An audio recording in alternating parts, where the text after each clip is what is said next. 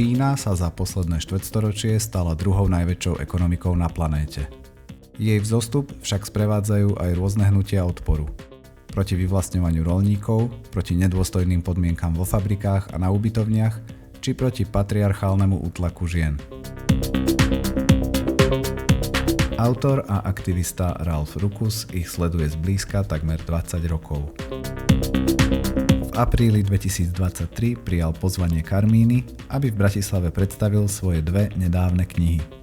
Venujú sa triednym aj iným zápasom, ktoré poznačili čínsku cestu ku kapitalizmu, ale aj súčasným podobám ľavicovej opozície v krajine. Toto je záznam z prezentácie a diskusie v bratislavskej A4.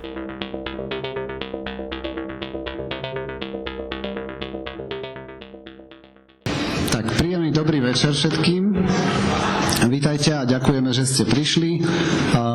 Vítam vás na dnešnom prezentačno-diskusnom večeri, ktorý má názov Čínska cesta ku kapitalizmu. Sme veľmi radi, že naše pozvanie prijal autor, dlhoročný aktivista a odborník na sociálne hnutia v Číne Ralfa Ruckusa, ktorý je autorom dvoch nedávno publikovaných kníh. Jedna sa venuje alebo mapuje súčasnú ľavicovú opozíciu v Číne, volá sa The Left in China a bola publikovaná len pred niekoľkými týždňami. Ak by ste si ju chceli prečítať, tak je tu niekoľko exemplárov v angličtine k dispozícii a môžete si ju kúpiť.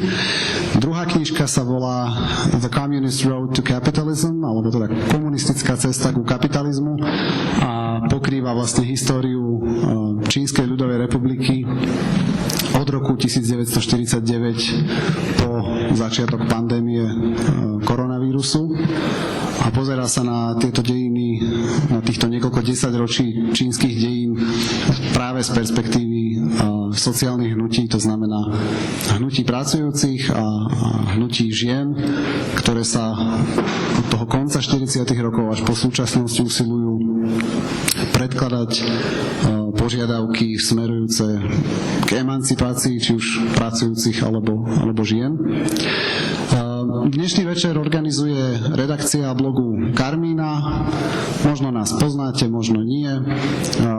Karmína je blog, ktorý funguje myslím, že 6 rokov. Snažíme sa systematicky pokrývať boje pracujúcich najmä na Slovensku, ale nie len.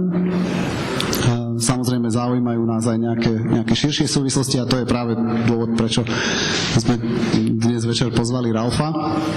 Ak sa chcete o nás dozvedieť viac, tak môžete využiť kontakty, ktoré sú napísané tuto na tom profesionálne vyzerajúcom roll-upe po mojej ľavici. Karmina.red je adresa blogu, potom tam máte nejaké sociálne médiá a osobitne by som chcel upozorniť na to, čo tam nie je, a to je mailový newsletter, ktorý posielame na mesačnej báze 10 mesiacov, 9 mesiacov v roku, ktorý obsahuje aj nejaký taký exkluzívnejší obsah, ktorý nedávame inde a z ktorého sa vždy dozviete, čo práve robíme, čo pripravujeme. Takže ak vás zaujíma to, čo robíme, zapíšte sa do nášho newsletteru. Dnes budeme postupovať asi tak, že už za krátku chvíľu odovzdám slovo Ralfovi, ktorý predstaví bližšie tie spomínané dve knihy.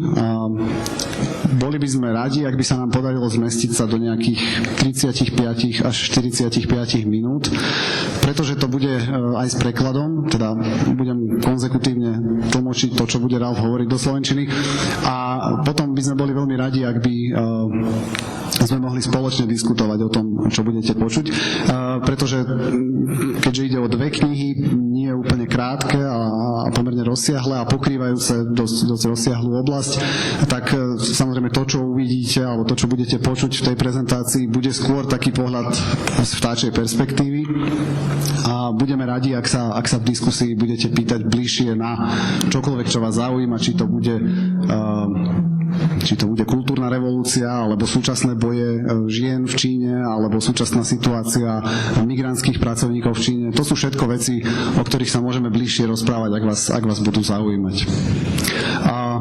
Takže v tejto chvíli mi asi nezostáva nič iné, len ešte raz vám poďakovať, že ste prišli a odovzdávam slovo Ralfovi. Ralf, the floor is yours. Okay. I didn't understand the thing you were saying, but I just started. Sorry, I don't speak Slovak, so I have to do this in English, and Jura will translate.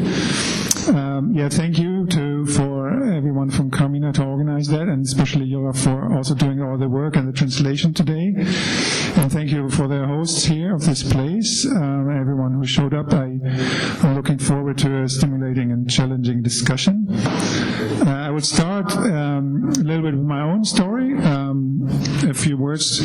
I've studied actually many years ago in the 80s in Berlin and London, but refused then to engage in an academic career, but instead continued to work in like proletarian jobs and being engaged in social movements and struggles ranging from punk and squatting to migrant workers' struggles or labor struggles. And in the 90s and 2000s, then I was involved in various what we call militant inquiries, like we worked in certain sectors, got involved in workplace struggles. I was mostly in construction and in call centers. And since that time, the last 2.5 decades, I've been involved in support of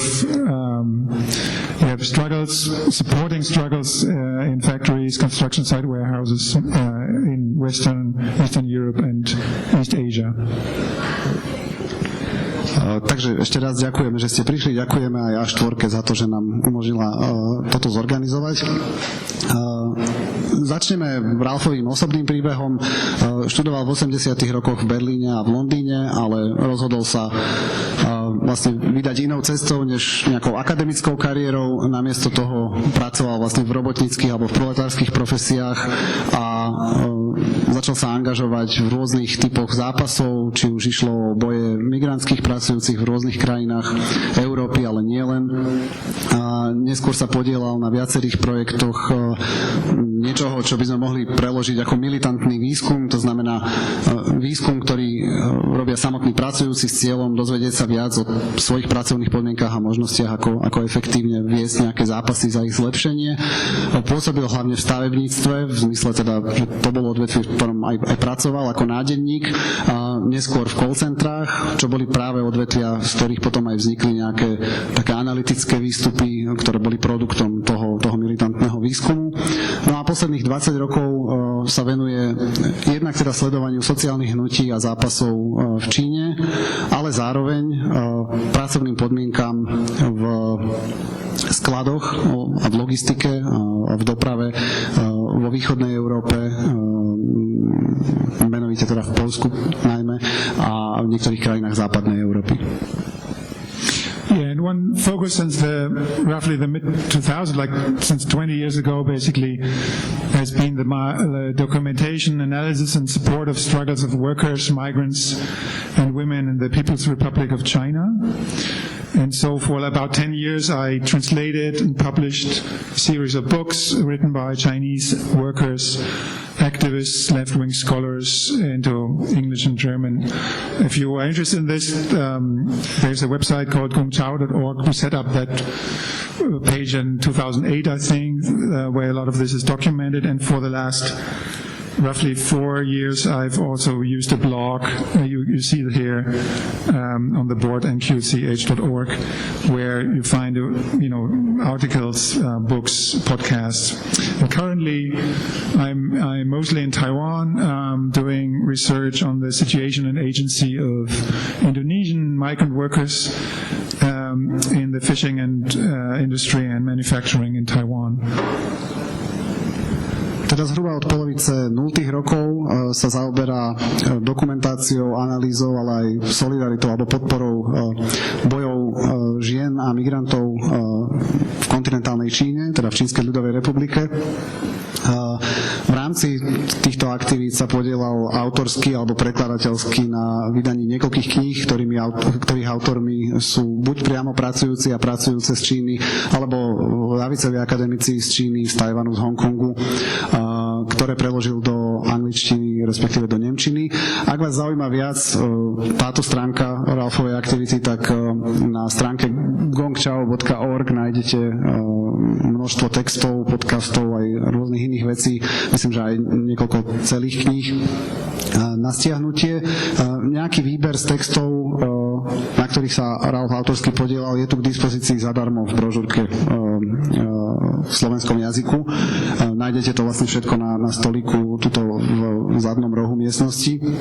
A v poslednom období Ralf žije na Tajvane, kde sa zaoberá výskumom a podporou bojov indonéskych migrantov, ktorí prichádzajú na Tajvan najmä do rybárskeho priemyslu a do priemyselnej výroby. Yeah, and in 2021, like 2 years ago, I published the first book on the social history of China, and this year, second one.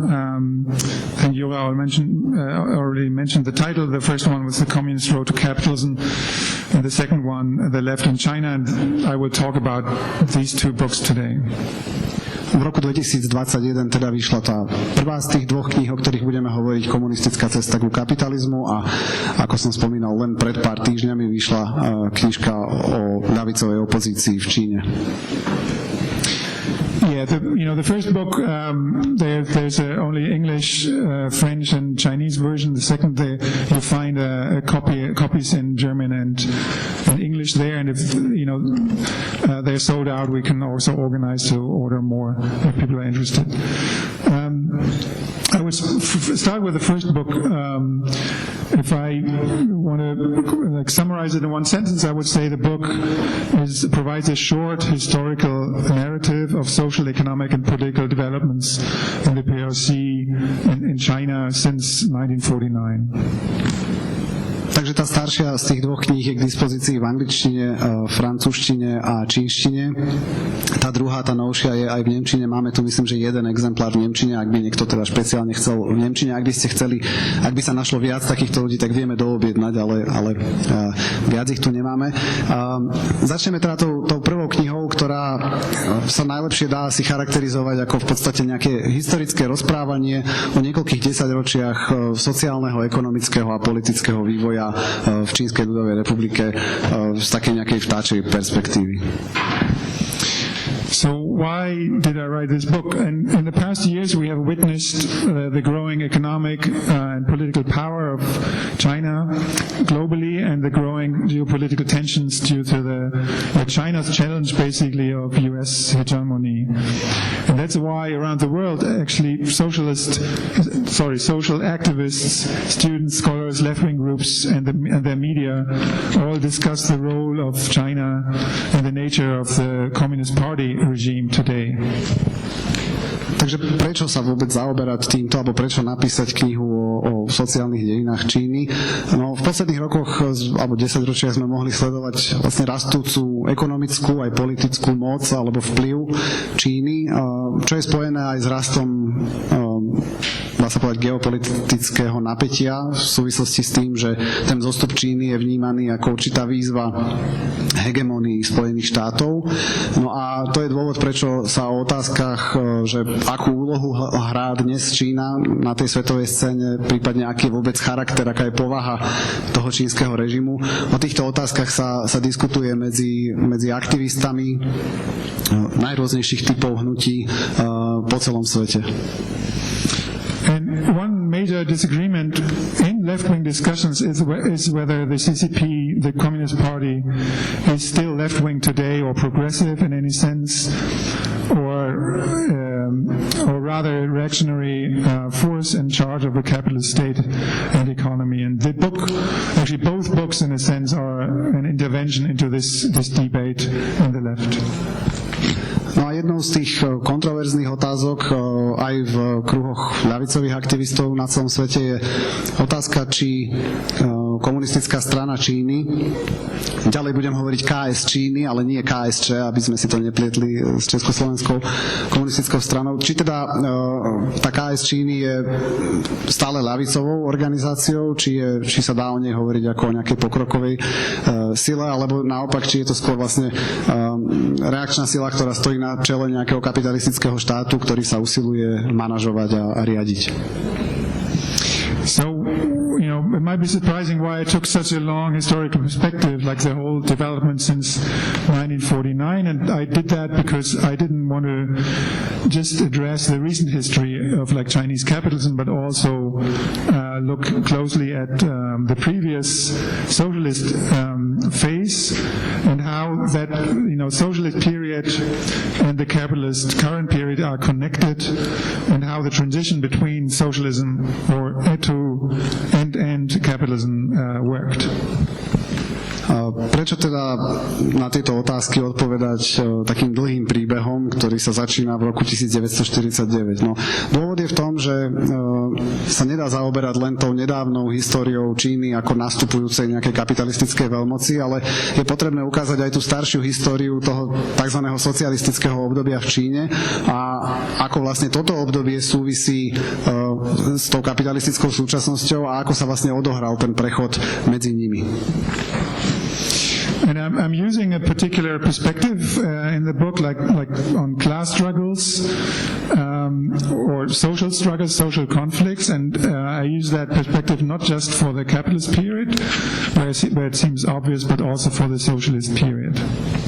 No a v pozadí toho celého skúmania je určitá perspektíva, ktorá, to je teda môj dodatok, je pomerne ako výnimočná v tejto oblasti, že tým, na čo sa tá knižka zameriava, sú vlastne sociálne boje, alebo tá triedny boj, o ktorom hovorí nielen v súvislosti s tým akoby novším kapitalistickým obdobím v Číne, kde sa to asi zdá viacerým priliehavé, alebo samozrejme, že keď tam je kapitalizmus, zrejme tam bude aj nejaké sociálne napätie, ale práve aj v súvislosti s tým tzv.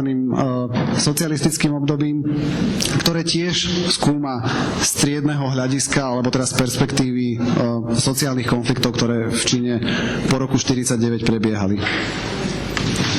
So I look, in particular at struggles of workers, women, migrants, and other social actors, and how those struggles were answered by countermeasures or reforms promoted by the CCP and the state, which try to re-establish order or secure the rule. Obviously, that doesn't explain all changes and developments in the PRC, but that's the main perspective. Takže východiskom toho pohľadu sú teda sociálne boje, či už boje pracujúcich, alebo boje žien.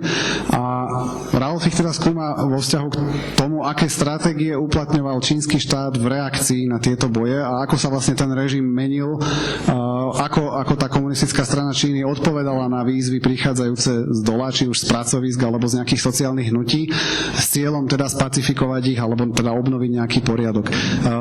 Táto perspektíva samozrejme nevysvetľuje všetko, čo sa v Číne udialo, alebo všetky zmeny, ale teda podľa Ralfa je kľúčová pre nejaké základné pochopenie toho, čo to vlastne je za režim a čo sa tam deje. So just to mention other factors that I look at is like the changing position or role of China in the global system of nation states, as well as the relations in other socialist countries like the Soviet Union, or also the transformation of the socialist ruling class and the conflicts and factions within the leadership. So those are other factors that I look at. Takže medzi ďalšie faktory, na ktoré sa pozerá okrem tých sociálnych hnutí, patrí aj meniaca sa pozícia Číny v nejakom systéme národných štátov, v nejakom medzinárodnom systéme, meniaci sa vzťah medzi Čínou a Sovietským zväzom ako pôvodne spojencom a potom vlastne rivalom, zmeny, ku ktorým dochádzalo vo vnútornej štruktúre alebo zložení tej tzv. Socialistickej vládnucej triedy, ktorá v Číne vládla. To sú niektoré z ďalších vecí, na ktoré tá kniha vlastne upriamuje pozornosť. So, over the whole period, we can that's part of, or the center of my analysis. I can see a dynamic or a dialectic between the struggles from below and then the countermeasures from above. And then, I can identify certain historical patterns or cycles. Takže tento pohľad nám vlastne umožňuje vidieť takú dynamiku alebo dialektiku alebo vzájomné pôsobenie medzi na jednej strane teda bojmi, ktoré vytvárajú ten tlak z dola a na druhej strane tými opatreniami, ktoré podnikal čínsky štát, aby sa nejako s týmito výzvami vyrovnal. A na základe tohto pohľadu, ktorý zdôrazňuje tento vzájomný vzťah alebo túto dynamiku, sa dá urobiť aj akoby periodizácia tých dejín po roku 49 na niekoľko akoby cyklov bojov, ktoré vždy vyvolali nejakú odpoveď a teda nejaké zmeny. So in each of these cycles, a major social disruption or social upheaval of workers, peasants, migrants, or students was followed by a particular, wave of countermeasures, a series of countermeasures by the regime. These countermeasures were the changing mix of repression, concession, also co-optation. And these forms were usually followed by larger reform efforts. I will of course, go through this more in detail in a minute. Takže tieto cykly vo všeobecnosti prebiehali tak, že vypuklo nejaké povstanie či už robotníkov, roľníkov, migrantov, študentov, na ktoré teda štát reagoval sériou nejakých opatrení, ktoré zvyčajne boli takou zmesou na jednej strane represie, teda snaha vlastne fyzicky potlačiť tie hnutia, na druhej strane ústupkov alebo nejakých pokusov o kooptáciu, o osvojenie si niektorých, povedzme, z tých požiadaviek, ktoré predkladali.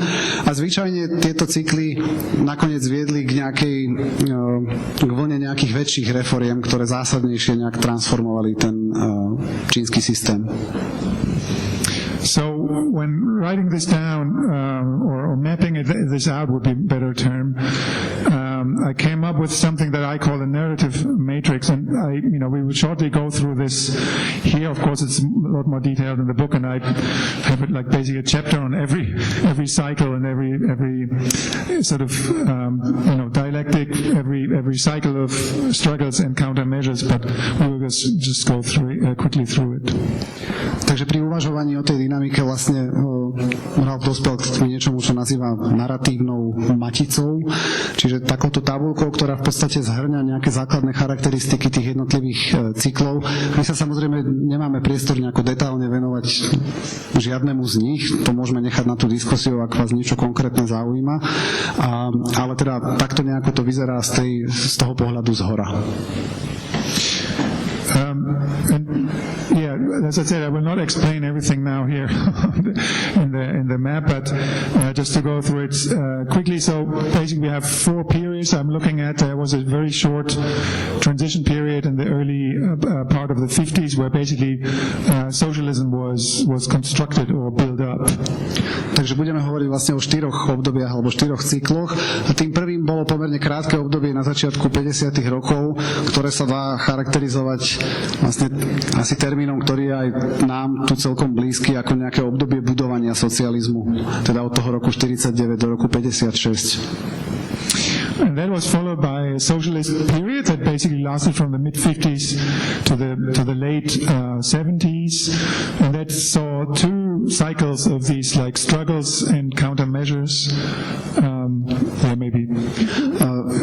Za tým nasledovalo vlastne obdobie niekoľkých cyklov, ktoré pokrývajú tú tzv. Socialistickú éru Číny, čiže zhruba od polovice 50. rokov do druhej polovice 70.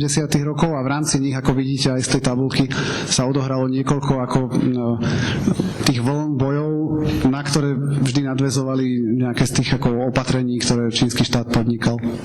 Yeah, so there was a wave of strikes basically immediately after nationalization of industries in the mid-50s, and there was, the reaction was a series of purges campaigns, and then a a major reform in the Great Leap Forward. So that was one of the cycles. And the other one basically started with the Cultural Revolution and like sort of workers' upheaval within the Cultural Revolution that led to a military crackdown and then a period of factional struggles into the mid-70s, until the mid-70s. Takže vlastne hneď po tom období znárodňovania priemyslu v Číne vypukli už v tom socialistickom priemysle štrajky vedené robotníkmi, na ktoré potom nadväzovala vlastne vlna čistiek a procesov a tých opatrení, o ktorých sme hovorili, a potom akoby výraznejšia nejaký pokus o reformu, ktorý mal názov teda Veľký skok vpred. No a podobne v tom ďalšom cykle v rámci kultúrnej revolúcie sa objavili aj prúdy, ktoré akoby otvorene kritizovali čínsky režim a povedzme hierarchiu v komunistickej strane a podobne. A reakciou na to bola vlastne vojenská kampaň, ktorá zaviedla v zásade niečo ako vojenskú diktatúru a prišlo vlastne obdobie ostrých frakčných bojov medzi rôznymi frakciami tej komunistickej strany Číny.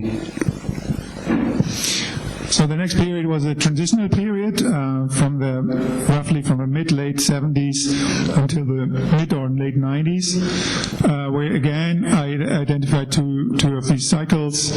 There were larger mobilizations and struggles in the form of so-called democracy movements in the 70s, the late 70s. Then there was a period of conversion, introduction of market reforms and crisis. That was the first cycle. And the second was another cycle of struggles in the late 80s, culminating in the Tiananmen movement, the workers' struggles as part of the Tiananmen movement, to be precise, and then another crackdown, a restructuring in the 90s. Takže tým ďalším, tretím obdobím, o ktorom hovoríme, je ďalšie nejaké obdobie prechodu, ktoré sa začína v polovici 70. rokov opäť teda sociálnymi bojmi a hnutiami, ktoré kládli požiadavky za demokratizáciu toho režimu. Tieto opäť akoby uvrhli ten režim do nejakej krízy, musel znova na to nejakým spôsobom reagovať a niečo podobné sa zopakovalo potom na konci 80. rokov, kedy vypuklo hnutie, ktoré poznáme ako hnutie z námestia Nebeského pokoja, alebo teda námestia Tiananmen, ktorého súčasťou boli teda aj robotnícke boje a pripravovaný generálny štrajk a podobne. K tomu sa môžeme dostať teda v diskusii. A odpoveďou na to znova bola nejaká vlna represí, ale aj reštrukturalizácie a ekonomických reforiem, ktoré vlastne potom pripravili to ďalšie obdobie vzostupu Číny. Yeah, the last period is I call capitalism, capitalist period, and again two cycles. There were large-scale peasant revolts and workers' struggles in the state-owned enterprises and the state sector, starting in the mid-90s and lasting into the 2000s. And then there was another period of again countermeasures in the 2000s and also the kind of a crisis. And the second cycle started for me with the struggles of migrant workers who worked in factories, construction sites, and other sectors between the mid 2000s and the early 2010s. And then there was another period of countermeasures and reforms after that under which is discussed of course today because it happened under the governance of Xi Jinping and the new regime. Takže to posledné štvrté obdobie Ralf charakterizuje ako kapitalistické, čiže ten prechod, o ktorom sme hovorili predtým, bol vlastne prechodom k tomuto kapitalistickému obdobiu, ktoré sa začína v 90. rokoch opäť teda nejakými vzburami na vidieku roľníkov, ale tiež odporom pracujúcich v štátnych podnikoch, ktorí sa bránili tej reštrukturalizácii a ekonomickým reformám, ktoré prišli na začiatku 90. rokov, podobne ako v bývalom východnom bloku. A odpoveďou boli znova nejaké opatrenia štátu, ekonomický boom, ktorý potom prišiel po roku 2000, po azijskej kríze a tým posledným obdobím cyklov ktorým sa budeme zaoberať a ktoré vlastne siaha až k tej súčasnosti, je obdobie, ktoré sa začína po roku 2003 bojmi migrantov. Tu by som možno mohol povedať, že keď hovoríme o migrantoch v tomto kontexte, tak si treba predstaviť vnútorných migrantov, že to sú vlastne ľudia z čínskeho vidieka, ktorí prišli do miesta a stali sa námeznými robotníkmi v priemysle. Čiže nie sú to spravidla nejakí migranti, ktorí by prišli do Číny zo zahraničia. Čiže títo ľudia začínajú postupne klásť odpor tým nedôstojným podmienkam v továrniach, na ubytovniach a podobne, začínajú sa nejakým spôsobom brániť. No a po roku 2012, keď vlastne toto nejakým spôsobom vyvrcholí štrajkmi, prichádza nejaké obdobie nového normálu alebo normalizácie už vlastne za éry Xi Jinpinga, ktorý predpokladám, že je všeobecne známy ako teda čelný predstaviteľ čínskeho režimu. Okay, so much about the first book. For now, we can basically come back to that in the discussion. We'll now talk about the second book that just came out like a month ago in English and German. And to describe that in one sentence, I would say that this book looks at each period, like socialism, transition, capitalism again, but now analyzes how changing conditions trigger certain social conflicts and struggles, and then how these conflicts and struggles produce certain left-wing groups or movements with particular left-wing demands. Takže toľko k prvej knihe. Pozrieme sa teraz na to, ako vlastne k rovnakému obdobiu alebo k rovnakej oblasti prístupuje tá novšia kniha, ktorá je o ľavici a ľavicovej opozícii v Číne. Tá knižka sa vlastne zaoberá tými istými cyklami bojov, ale z trochu akoby iného uhla pohľadu a skúma teda, ako vlastne tie meniace sa podmienky, ktoré viedli vždy k nejakým bojom, či už pracujúcich žien alebo migrantov, sa potom premietajú aj do vzniku alebo pokusov o založenie nejakých ľavicových organizácií alebo ľavicových skupín, ktoré by z tejto pozície, teda zľava, kritizovali ten čínsky režim a podmienky v Číne a teda pozíciu komunistickej strany v Číne. So when reading a book on the left, the political left, in a particular context, you might expect more like kind of a classification or categorization of left-wing actors or organizations and their history or of intervention in struggles. But I chose not to write the book in this way for several reasons. But the main reason is that I think that actually the main force that can lead to fundamental social change is not the left itself as such, but or the left-wing organizations, but is a mass movement from below. And such mass movement doesn't develop, as a result of left-wing agitation or under the leadership of outside left-wing forces or parties. It's rather the other way around, that like class conflicts or social conflicts and waves of struggles produce demands, practices, discourses, and then as well as social activists who promote them. So far. V knižke, ktorá sa zaoberá ľavicou v nejakej krajine, by ste možno očakávali, že ponúkne nejakú klasifikáciu tých rôznych prúdov, ktoré tam existujú a bude sa zaoberať vlastne ich nejakou históriou, ale tá metóda, ktorú zvolil Ralf, je trochu iná, má to viaceré dôvody, ale ten hlavný je, že za tú silu, ktorá môže dosiahnuť nejakú ďalekosiahlu spoločenskú zmenu, Ralf nepovažuje tú ľavicu, alebo ani teda ľavicové organizácie, ale skôr masové hnutia z dola. A tieto nevznikajú v dôsledku nejakej agitácie zo strany ľavicových aktivistov, ktorí by k ľuďom prinášali nejaké myšlienky a snažili sa ich akoby konvertovať. Oni to aj môžu robiť, ale toto nie je ten mechanizmus, ktorým sa skutočná spoločenská zmena podľa Ralfa odohráva.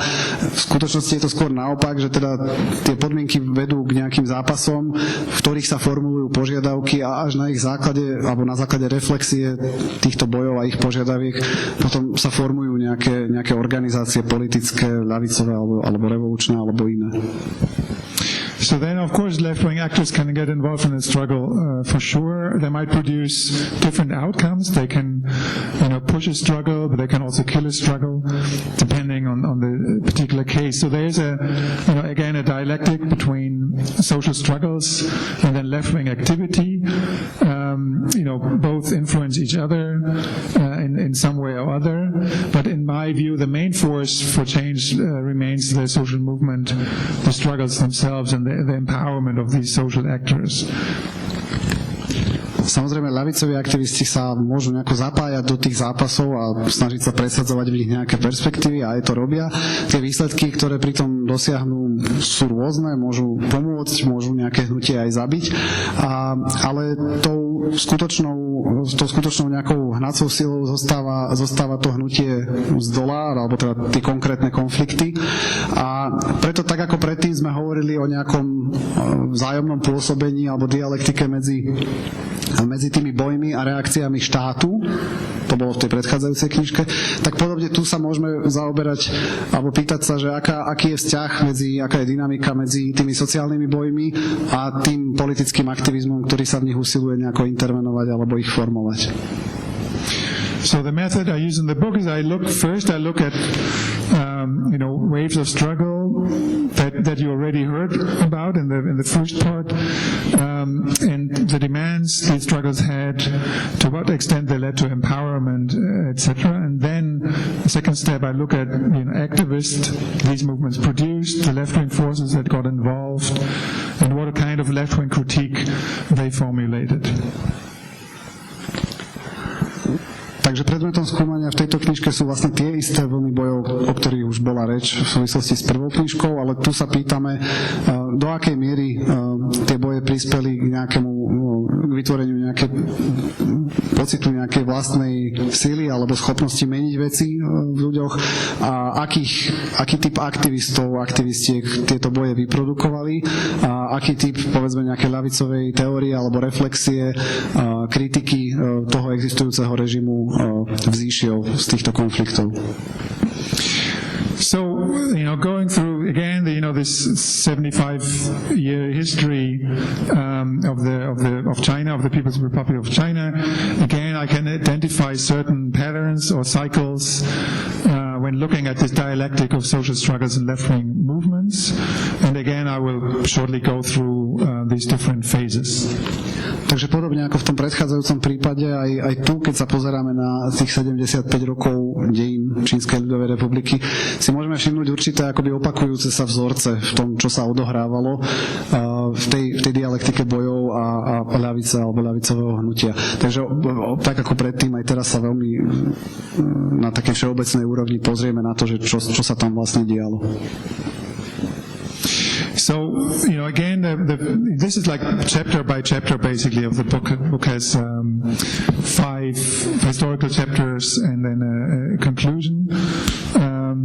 So the social struggles first, the first period, the 50s and 60s, the socialist time, is mostly like workers who protested against the betrayal by the CCP that did not keep its revolutionary promises. Takže tie jednotlivé štádia, o ktorých budeme hovoriť, v podstate odrážajú aj to, ako je tá knižka štrukturovaná, takže to nejako zodpovedá vlastne členeniu tej knižky na kapitoly. A tým prvým obdobím, o ktorom bude reč, je vlastne obdobie tých 50. rokov, polovice 50. rokov, kedy sa objavujú vlastne štrajky v tom relatívne nedávno znárodnenom priemysle v Číne, keď vlastne prekérni pracujúci prichádzajú alebo vystupujú s kritikou komunistickej strany Číny, že vlastne zradila sľuby, ktoré predtým dávala čínskym pracujúcim a žiadajú lepšie podmienky, kritizujú alebo útočia na privilégia nejakých stranických nomenklatúrnych kádrov, všímajú si korupciu, ktorá v krajine existuje a podobne. So in both struggles in this period, in the strike wave in the mid-50s and during the Cultural Revolution, the rebel workers during that time, they were mostly precarious workers or workers who demanded better conditions. And then part of them, especially in the second wave during the Cultural Revolution, also formulated a very radical initial critique of the socialist system as being exploitative. They talked about the red bourgeoisie, new class hierarchy.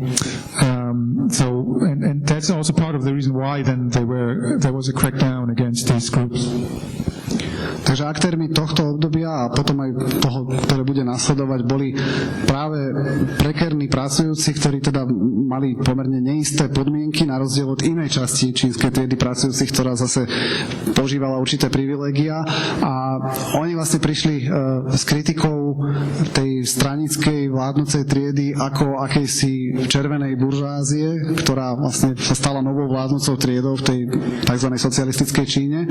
A práve toto bol aj dôvod, prečo potom čelili veľmi tvrdej represii, prečo tá reakcia čínskeho štátu bola taká ostrá.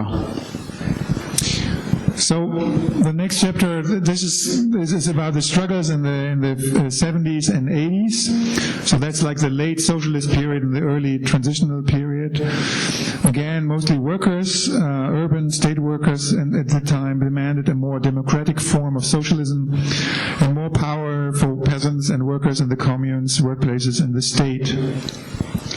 Ďalším obdobím sú 70. roky, keď prichádza vlastne opäť nespokojnosť na pracoviskách, tak zo strany robotníkov v priemysle, ako aj zo strany vlastne roľníkov asi by sme to najlepšie mohli preložiť ako družstevný sektor poľnohospodársky, ktorí vlastne žiadajú nejakú demokratickejšiu formu socializmu. Čiže požiadavka nejakej demokratizácie je akoby ústredná v tomto období.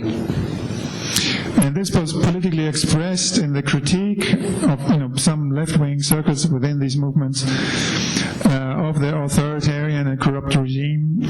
For instance, during the democracy wall movement in the late 70s, and also by the workers involved in the Tiananmen Square movement in 1989. Tieto požiadavky boli vyjadrené zo strany teda pracujúcich z najrôznejších sektorov, napríklad v hnutí, nie som si úplne istý, ako to najlepšie preložiť, ale hnutie demokratických stien, myslím, že to súviselo nejako s plagátmi na stenách, ale môžeme sa na to opýtať, nechcem kecať, ktoré trvalo od roku 78 do roku 80. Yeah, the next chapter is covering like struggles in the 90s and 2000s, mainly social struggles by state workers and peasants who opposed actually the effects of the reforms, the commodification, the marketization of the economy, and what that meant for their situation. V 90. rokoch zase vidíme boje pracujúcich opäť aj v priemysle, aj v poľnohospodárstve, ktorí vlastne boli proti alebo bránili sa teda účinkom tých reforiem, ktoré prišli ako odpoveď na námestie nebeského pokoja a podobne, ktoré vlastne zavádzali nejaké trhové prvky do čínskej ekonomiky, prinášali vlastne komodifikáciu, čiže premenu vecí, ktoré predtým neboli tovarmi na tovary. A toto bolo niečo, čo časť teda čínskej triedy pracujúcich odmietala a čomu sa usilovala v 90. rokoch brániť. And politically this was expressed mostly by neo-Maoist supporters who especially got involved in the urban state worker struggles in the late 90s, early 2000s, and also by a left, like an intellectual current of so-called new left, who also supported these struggles, but later moved much closer to the Communist Party regime. Vlastne politickým výrazom tohto obdobia na tej ľavici boli vlastne skupiny, ktoré by sme mohli charakterizovať ako neomaoistické, to znamená nejakým spôsobom sa vzťahovali k tomu maoistickému dedičstvu 60. rokov, alebo skupiny, ktoré by sa dali priblížiť že boli súčasťou novej ľavice alebo podobali sa na to, čo poznáme na západe ako novú ľavicu, a ktoré vlastne žiadali nejaké zlepšenia alebo reformy toho čínskeho socializmu, ale ktoré neskôr vlastne sa opäť ako keby nejak vrátili do tej komunistickej strany Číny, alebo opätovne sa s ňou potom neskôr znova zblížili. Yeah, and then the final historical chapter is on the capitalist phase. From the early 2000s on, the number of migrant worker struggles increased, and these struggles culminated around 2010, and this was politically expressed by left-wing labor NGOs and also by new Maoist initiatives, for instance, of students. Posledná kapitola je venovaná vlastne bojom migrantských pracujúcich, teda tých vnútorných migrantov, ktorí bojovali za lepšie podmienky v továrniach, a akoby politickým výrazom alebo tou nejakou organizačnou odpoveďou, ktorá na to vznikla, boli vlastne mimovládne organizácie zamerané na pomoc vlastne pracujúcim, prípadne nejaké aktivistické skupiny, vrátane teda opäť ako keby ďalšej vlny nejakého záujmu o maoizmus alebo o to dedičstvo maoizmu. And finally, the struggles of women against discrimination, the burden of reproductive labor, for more control over their lives intensified in the 2000s and 2010s, and this was politically expressed by feminist groups that were created already from the 90s onwards and later, who were mostly repressed in recent years. Takou osobitnou stránkou tohto obdobia sú hnutia žien, ktoré bojovali teda a bojujú proti sexizmu a proti vlastne patriarchálnej nadvláde a za viac kontroly nad vlastnými životmi. Politickým výrazom alebo nejakým organizačným produktom týchto hnutí sú vlastne feministické skupiny, ktoré v Číne vznikajú už od 90. rokov a ktoré vlastne existujú dodnes. Okay, so far, on the different chapters, just a few more comments on the different dimensions involved here. So all these waves of social unrest and left-wing opposition in all these phases develop mostly around two main topics. Takže toľko akoby k tomu, čo všetko tá kniha pokrýva, a teraz také všeobecnejšie poznámky, ktorými to trochu zhrnieme. Všetky vlastne tieto vlny sociálnych bojov sa točia okolo dvoch nejakých kľúčových aspektov alebo momentov. So the first topic included various economic and social issues around the distribution of wealth, basically. So working conditions, inequality, poverty, exclusion in the workplace, this kind of questions. And the second topic, you want to translate? The second topic included political issues regarding the distribution of power. So it was about workplace hierarchy, class system, authoritarian governance, the new ruling class, or corruption, these kind of issues.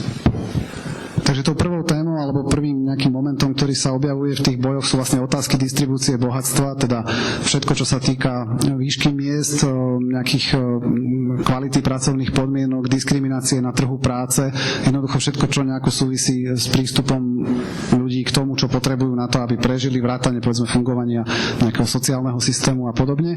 A tou druhou témou sú otázky distribúcie moci, teda kto vlastne v Číne vládne, aký je charakter toho režimu, že je autoritársky, že tu existuje nejaká vládnuca trieda zložená teda z členov komunistickej strany Číny a podobne.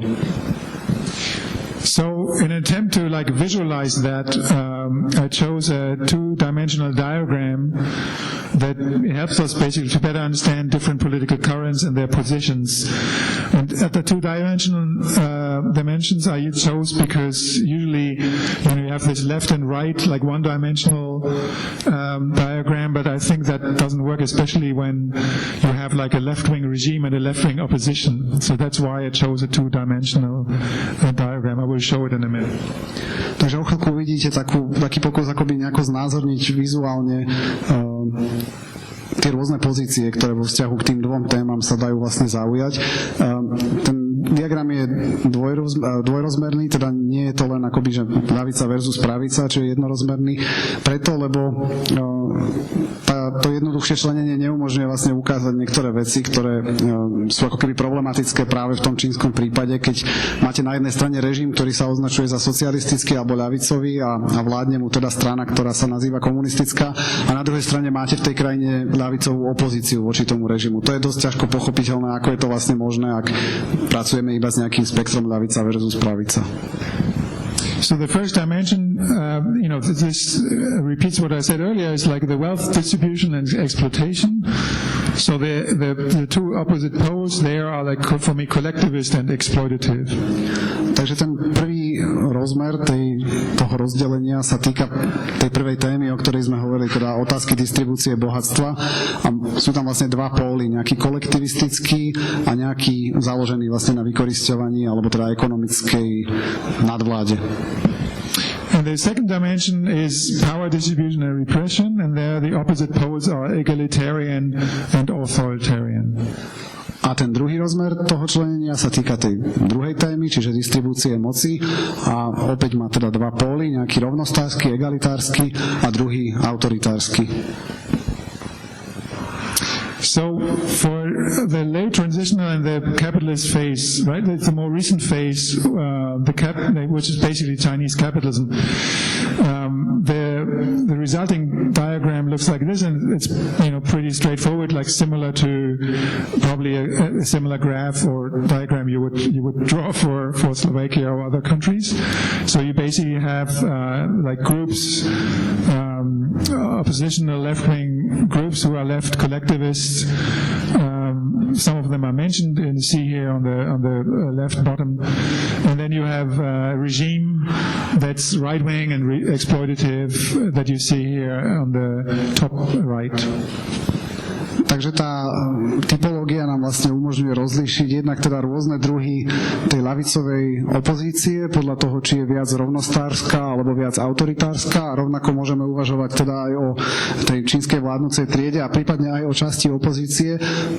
Teda na jednej strane tu máme opozíciu, ktorá je väčšmi ľavicová, na druhej strane existujú aj nejakí akoby liberálni disidenti od 90. rokov, ktorí na tom spektre ľavica a pravica sú vpravo, a podobne si vieme zaradiť povedzme režim Xi Jinpinga od roku 2012 ako vlastne z ekonomického hľadiska teda naklonený doprava v zmysle teda, že nie je kolektivistický, je založený vlastne na ekonomickom vykorisťovaní a zároveň je autoritársky. Yeah, it gets a little more tricky when we look at the socialist time and the early transitional time, when we have the situation of a left-wing regime and left-wing opposition.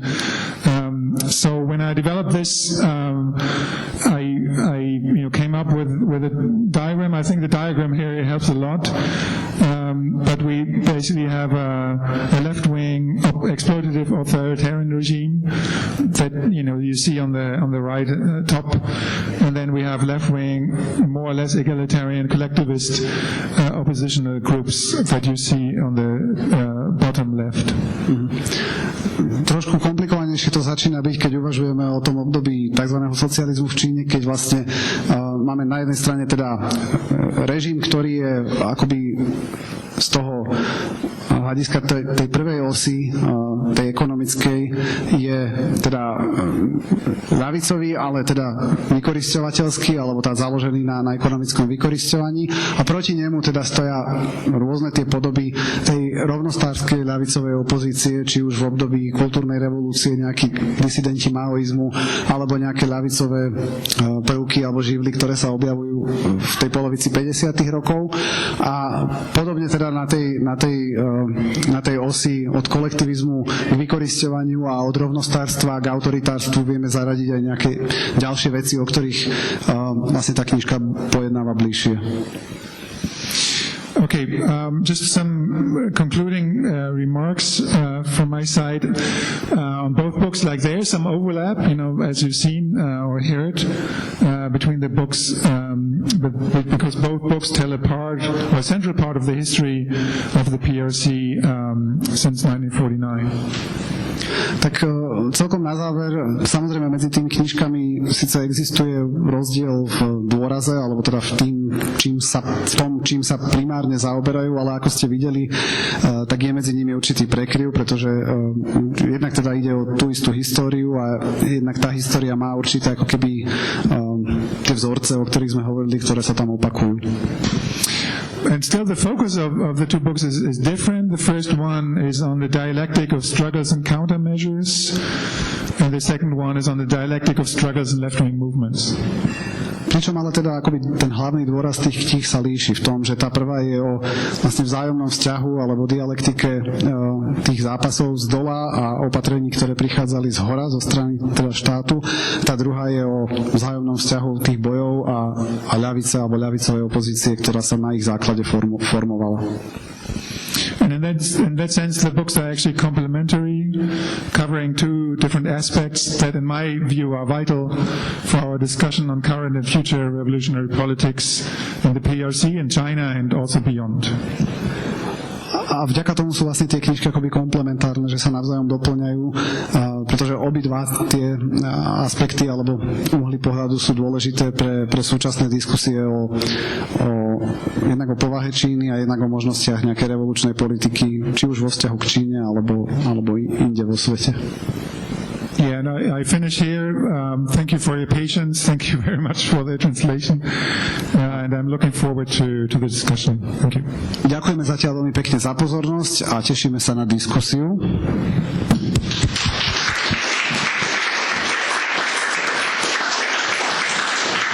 Ak máte premyslenú otázku, tak prosím vás, zdvihnite ruku a pribehne k vám mikrofón.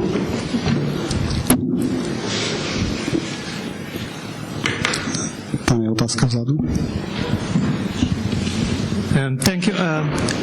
And this is like a new kind of like a social opposition to the regime, to defend like an expression also in the institutional realm. It's like a leftist faction that works as opposition to Xi Jinping now in the CCP, or is something completely relegated to the social sphere? Ja to len preložím a teda otázka sa týka toho, či aj v súčasnej Číne existuje nejaká inštitucionalizovaná forma ľavicovej opozície voči režimu Xi Jinpinga, alebo či ten režim dokázal vlastne úspešne potlačiť akékoľvek možnosti nejakého formálneho organizovania.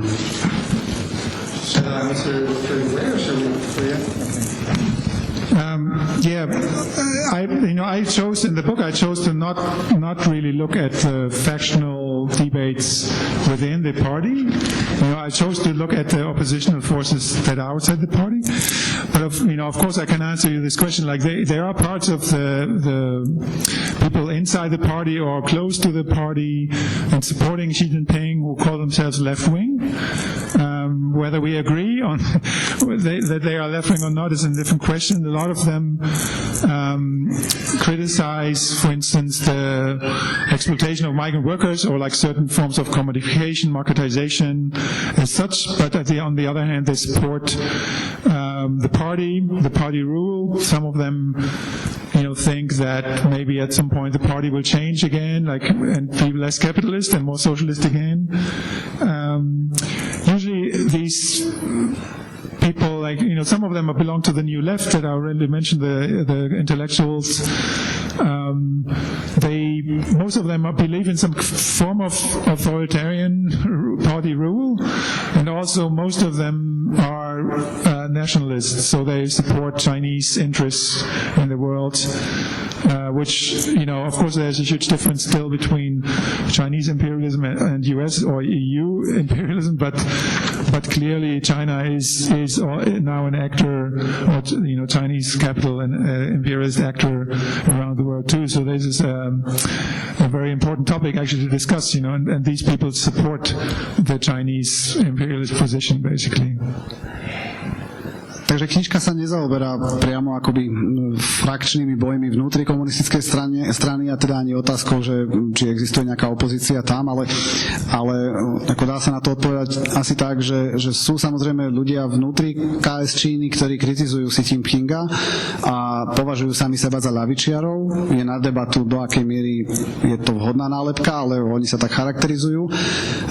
Pričom napríklad si všímajú, povedzme, zlé podmienky tých migrantských pracujúcich, alebo niektoré aspekty akoby komodifikácie v Číne a tie otázky vlastne distribúcie bohatstva, o ktorých bola reč. Na druhej strane ale treba povedať, že zároveň akoby podporujú vládu jednej strany ako takú. možno dúfajú, že tá strana sa zase nejako zmení a stane sa akoby nejakou otvorenejšou a podobne. Niektorí z nich sa povedzme hlásia k odkazu tej novej ľavice čínskej, ale vo všeobecnosti akoby sú podporovateľmi autoritárskej vlády KS Číny a zároveň to je s tým úzko spojené, vlastne podporujú čínsky nacionalizmus a úlohu Číny alebo pôsobenie Číny na tej svetovej scéne, kde podľa Ralfa teda platí, že hoci samozrejme existuje rozdiel medzi nejakou relatívnou mocou alebo silou Číny a Spojených štátov, ale napriek tomu Čína na tej svetovej scéne pôsobí ako kapitalistický alebo imperialistický aktér. A teda tá opozícia, ktorá existuje v KS Číny, sa nestavia kriticky k týmto aspektom pôsobenia Číny.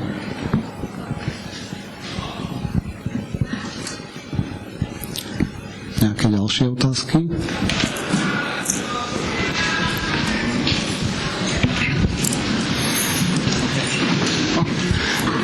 So, since Deng Xiaoping's market reforms and the strongest arguments of creating the market forces, would that be a necessary evil for the Communist Party and the whole of Chinese society, or this was the new norm since the Deng Xiaoping reforms? Ja som to tiež úplne nepobral, tak skús prosím ťa po slovensky. Že tá marketizácia, alebo celkovo, že od Deng Xiaopinga, že akože nový pohľad na socializmus viac menej tá tranzícia, že počas toho, hej. Či to bolo akože to zlo, ktoré muselo byť akože odobraté od klasického, čo som pozeráme na socializmus, alebo to akože bolo to potrebné zlo, alebo viac menej ako bolo to niečo iné, alebo ako sa na to pozeráme. So the market reforms from the 80s or the late 70s, were they a necessary evil, or was it something else? Was it a power strategy by the party? And maybe I would ask you to also distinguish in the answer, like, what was the official view? Like, why were these market reforms introduced? How were they justified by the party? And then what is your view on why they were put in place? Because I suspect there may be a difference between these two things. Takže otázka znie, aká je vlastne povaha tých trhových reforiem, ktoré v Číne prišli od konca 70. rokov.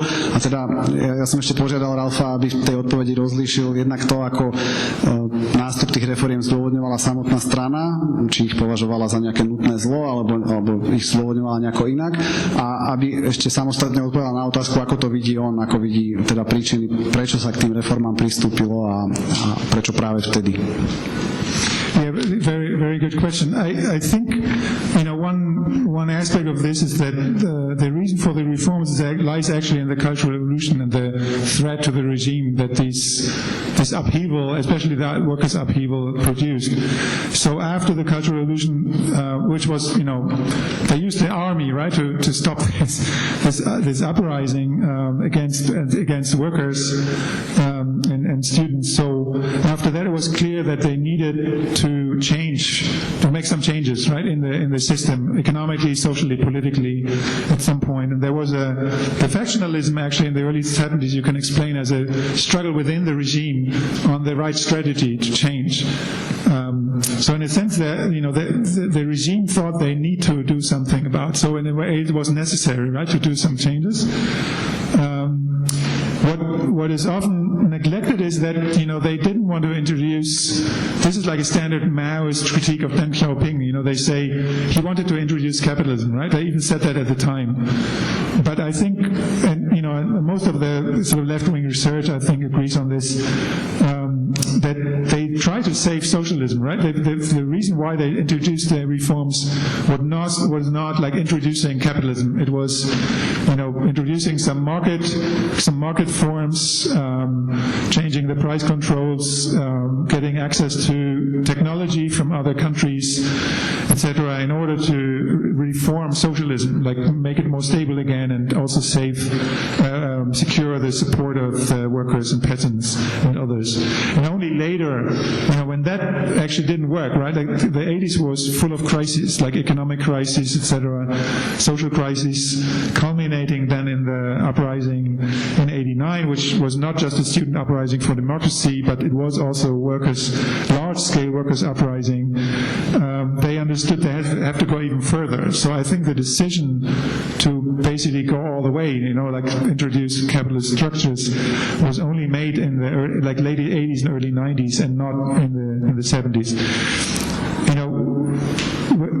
When you say like necessary evil, it's interesting, to use that term, because this is not my perspective, right? I mean, I would have hoped that the Cultural Revolution or the social uprisings during socialism would have produced some other outcome, and even in this what I call the struggle for democratic socialism or a socialist democracy in the 70s and 80s, these were a lot of workers, Marxist, left-wing people who, they didn't want a capitalism either, right? They wanted reforms, they wanted better living conditions, and many of them had actually the dream of a better form of socialism. That was on the agenda, right? Of course they didn't win. I think the evil was necessary for the ruling class, or it turned out as evil, but it was definitely a form of attack against the workers at the time. Dobrá otázka. Takže tie trhové reformy, ktoré sa začali v druhej polovici 70. rokov alebo na konci 70. rokov, boli vlastne odpoveďou na to obdobie kultúrnej revolúcie, ktoré vlastne prinieslo veľké množstvo chaosu a vlastne išlo v podstate o sériu nejakých povstaní v rôznych oblastiach Číny, ktoré museli byť potlačené armádou. A vlastne začalo sa nejaké obdobie v podstate vojenskej vlády v Číne, ktoré bolo vlastne sprevádzané frakčnými bojmi. A predmetom tých frakčných bojov vnútri komunistickej strany Číny bolo vlastne to, že ako na toto zareagovať, čo teraz by sa malo v Číne udiať, aby sme sa nejako vyrovnali s tým, že tu boli vlastne masové vzbúry robotníkov a roľníkov. Ten pôvodný zámer, na ktorom sa asi zhodli všetky frakcie tej komunistickej strany, bol, že nechceme zaviesť teraz kapitalizmus. Toto totiž niektorí neskorší, alebo aj vtedajší aj neskorší maoistickí kritici Číny hovoria, že vtedy práve si oni povedali, že idú zaviesť kapitalizmus a tam sa to celé začalo. Rád tvrdí, že to takto celkom nebolo, že nikdy akože v tom období tých 70. rokov, na začiatku 80. rokov nebolo explicitným cieľom, že ideme tu urobiť čínsky kapitalizmus. Ambíciou bolo nejako zachrániť to, čo nazývali ako socialistickým systémom alebo socialistickou plánovanou ekonomikou, ale zároveň ju akoby reformovať. Zachovať, povedzme, nejaký dohľad nad cenami, čiže nejaké cenové stropy napríklad, ale na druhej strane umožniť nejaký technologický transfer zo západu, priviesť nejakých investorov a podobne. Toto sa nedarilo počas tých 80. rokov urobiť hladko a výsledkom boli vlastne krízy. Jednak ekonomické, jednak akoby kríza politická, kríza legitimity vlastne toho režimu, ktorá vyvrcholila práve udalosťami na námestí Nebeského pokoja v roku 89. A dôsledkom toho, čo sa stalo v tom 89. a tej brutálnej reakcie, samozrejme, ktorá prišla, bol vlastne záver pre už vtedajšie vedenie komunistickej strany Číny, že v tých reformách sa musí ísť ďalej, že nestačí sa to robiť nejako tak na poli, ale že bude potrebné urobiť akoby podstatne väčšie ústupky tým trhovým prvkom, zahraničným investorom a tak ďalej. Čiže keď hovoríme o nutnom zle, tak v tomto zmysle to akoby bolo nutné zlo z pohľadu tej stranickej byrokracie alebo teda vedenia strany. Ale teda Ralf by nesúhlasil s tým, že to bola nejaká akoby abstraktná nutnosť, že sa to tak muselo stať. Tie povstania, ktoré povedzme sprevádzali tú kultúrnu revolúciu, ale aj ďalšie hnutia neskôr, nastolovali vlastne možnosť nejakého alternatívneho vývoja, ktorý mohol možno viesť aj k nejakému inému výsledku, nielen teda k takej podobe čínskej ekonomiky a čínskej spoločnosti, ako vidíme dnes. Čiže aj v tých 70. 80. rokoch existovali teda hnutia, v ktorých sa angažovali radoví pracujúci, angažovali sa v nich povedzme ľavicoví intelektuáli, ktorí sa považovali za marxistov a ktorí chceli nejaké reformy toho systému, chceli nejaké zmeny, zlepšenia podmienok, ale chápali to ako vlastne cestu, ako zlepšiť ten socialistický systém a nechceli teda ten postupný prechod ku kapitalizmu. No oni samozrejme prehrali, takže výsledok bol iný, než si oni predstavovali.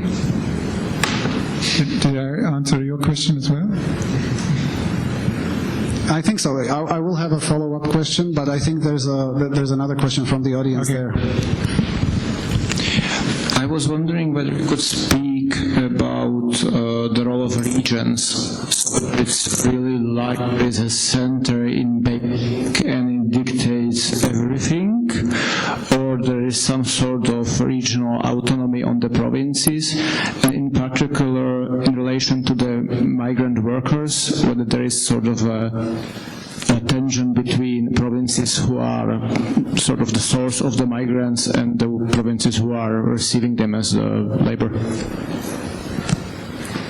Takže otázka sa týka postavenia vlastne regiónov a vzťahu medzi centrom a regiónmi alebo centrom a perifériou, aj povedzme vo vzťahu k tým migrantským pracujúcich, či existuje nejaké napätie medzi regiónmi, ktoré sú zdrojom migrácie a tými, ktoré sú tou destináciou, prípadne či regióny v Číne majú nejakú formu autonómie alebo nezávislosti od toho centra v Pekingu. Yeah, that's a good point. I think, because that's often from, people looking from far away, they think, especially in recent times, China is described as, there's this one person and he controls everything or whatever. This is complete bullshit, I don't even know, of course that sells, in the media that sells well, you have this one enemy. I could say the same about Russia and Putin, actually. This is really bullshit. Maybe you translate. Je to dobrá otázka. I wonder what bullshit is in Slovak. Well, it has a direct translation, but it sort of loses the meaning. To ešte nebola, predpokladám, teda celá odpoveď na otázku, ale teda v odpovedi išlo o to, že je dôležité sa týmto zaoberať, pretože ten štandardný pohľad bežný aj v médiách u nás je, že vlastne Čínu riadi nejaké jedno centrum alebo jeden človek, ktoré o všetkom rozhoduje. A to sa samozrejme akože dobre predáva ako nejaký taký zjednodušený pohľad, ale vlastne to neplatí, tak ako by sme asi vedeli povedať, že ani povedzme v prípade Putinovho Ruska to úplne neplatí, že by ako riadil celú krajinu od jedného stola, tak nič také neplatí ani v prípade Číny. So, basically it's a question about the setup of the state, right? And the different forces within the state. And sure, I don't think you have an autonomy, right, on the side of the provinces or the local government, but you definitely have different interests and different policies. And they're like one constant problem of, the center in Beijing was always like they have some policies and then they have to make sure they get implemented. And even if they're implemented officially, whether they actually use. So this is an ongoing problem and still exists today. But I would say that in recent years, one reason for the attempt to centralize power, in the last 10 years, is actually that it hasn't worked before.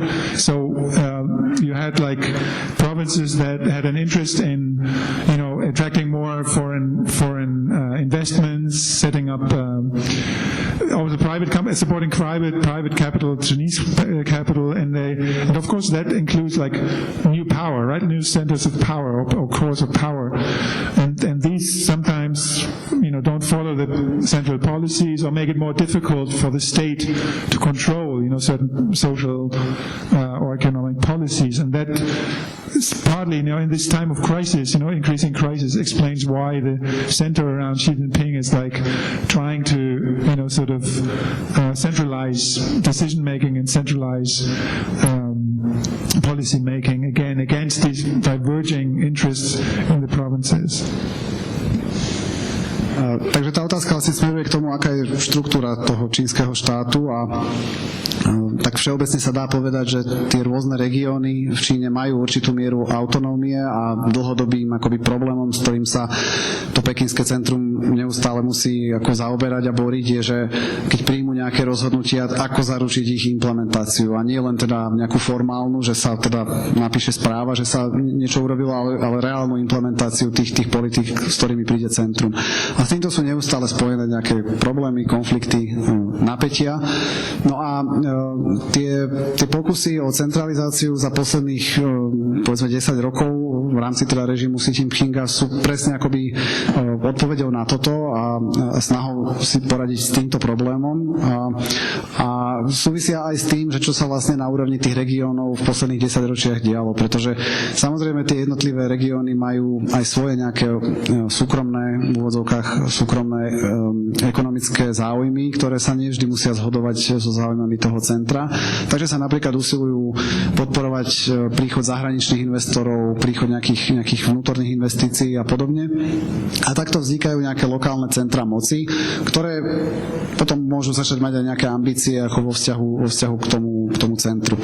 A toto potom samozrejme komplikuje možnosti toho centra nejako kontrolovať to, čo sa deje v tých regiónoch. No a vlastne tie pokusy o centralizáciu začias Xi Jinpinga možno chápať presne ako reakciu na krízy tej kontroly vyvolané týmito mechanizmami vlastne ekonomickými. Čiže to, čo vidíme, je vlastne pokus o nejakú konsolidáciu rozhodovacej moci toho centra vo vzťahu k tým regiónom. In terms of migration, you mentioned, there are regions that are more like sending regions, and others are more like receiving regions or provinces. But I think that has changed a lot in the last 20 years. So, like 20 years ago, it was very clear there was the sort of east, southeast that was, more developed. I mean, I have to be careful with the word development, like in terms of industrialization, more developed, and so they received migrants from other poorer provinces, underdeveloped provinces, like in central or western China.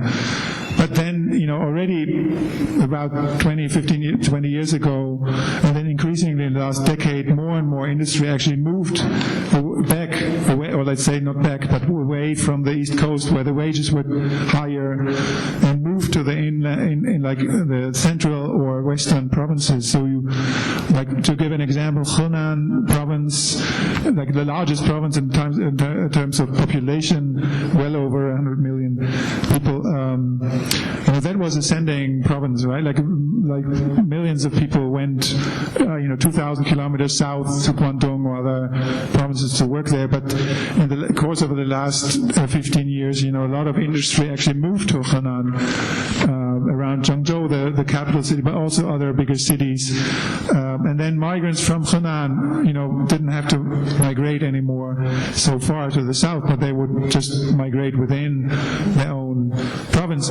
Again, this, of course, now you have like sending counties and receiving counties, so I don't say that, everything became like sort of equal or whatever. There's still a huge difference in terms of development, wages, standards, between countryside and city, but also between different regions. But it's definitely different from 20 years ago when you had like, this like, all the migrants would go to like two or three regions on the East Coast. That has really changed.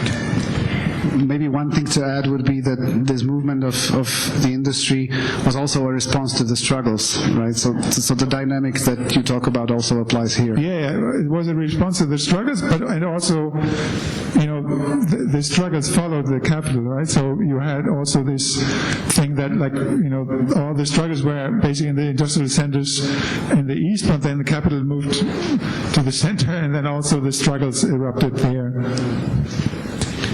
Pokiaľ ide o migráciu, tak tá situácia sa tiež postupne mení. Pred 20 rokmi vlastne platilo, že z celej Číny, alebo teda z toho vnútrozemia Číny masovo prichádzali desiatky až stovky miliónov vlastne bývalých roľníkov alebo detí roľníkov do najrozvinutejších v zmysle najviac spriemyselnených oblastí na východe a juhovýchode krajiny.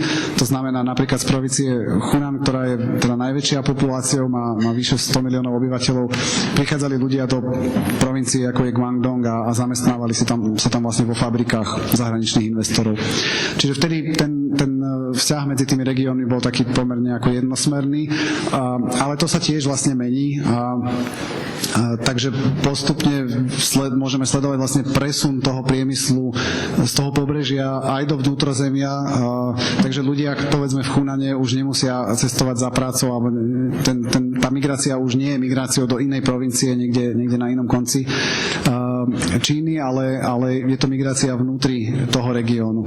A ten presun priemyslu, ku ktorému došlo, ktorý sa dá sledovať povedzme posledných 10 rokov, práve súvisí aj s tou dynamikou, ktorú opisuje vlastne prvá knižka.